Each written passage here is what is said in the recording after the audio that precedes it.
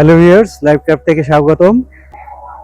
এটা একটা বিলম্বী গাছ, অনেকে বিলম্বী ইত্যাদি নামে চেনেন।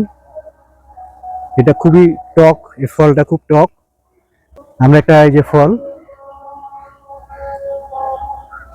এ ফল খুব টক, খুবই টক। এটা অত্যন্ত ভেষজ গুণ সম্পন্ন একটি উদ্ভিদ। এই ফলটাও অনেক উপকারী। অক্সালিডিয়েসি পরিবারভুক্ত এই গাছের বৈজ্ঞানিক নাম অ্যাভারোয়া বিলিম্বি। ইংরেজিতে একে কিউকাম্বার ট্রি বলে। এটা দেখতে অনেকটা পটলের মতো এবং এর রং কামরাঙ্গার মতো।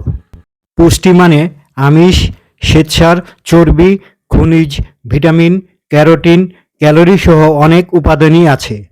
এ গাছের উৎপত্তিস্থল সম্ভবত ইন্দোনেশিয়ার মালুক্কাম, তবে অনেক বিজ্ঞানী মনে করেন এর উৎপত্তিস্থল ব্রাজিল।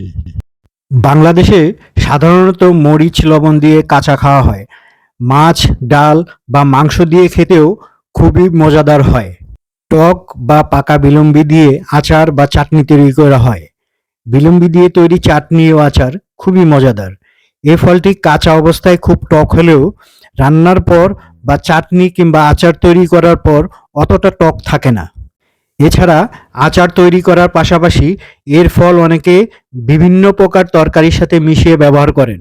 রোদে শুকানো বিলম্বিকে আসামে সুনিটি বলে। এই শুকনো ফল বিভিন্ন রন্ধন প্রণালীতে ব্যবহৃত হয়। বিলম্বি গাছ দেখতে অনেকটা লেবু গাছের মতো। কামরাঙ্গা পরিবারের এই গাছের পাতা, ফুল, ফল দেখতে খুবই সুন্দর। গাছে নতুন পাতা গজালে সে পাতাও আবার ফুলের মতো মনে হয়। গাছ প্রায় একই রকম, তবে ফল আকারে লম্বায় 2-3 ইঞ্চি এবং রং সবুজ হয়। দেখতে আঙ্গুরের মতো হলেও সুন্দর।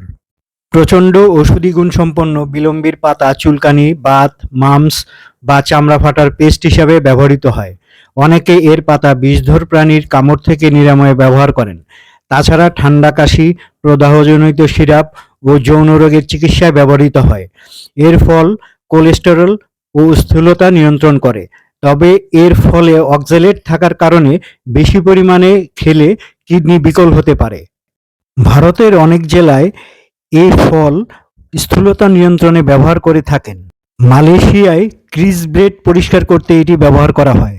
এ ফল অনেক বন্যপ্রাণীদের প্রিয় খাবার। কাঠবিড়ালি ও হরিণ প্রচুর পরিমাণে খেয়ে থাকে। এই ফলটা টিয়া পাখির সবচেয়ে প্রিয় খাবার।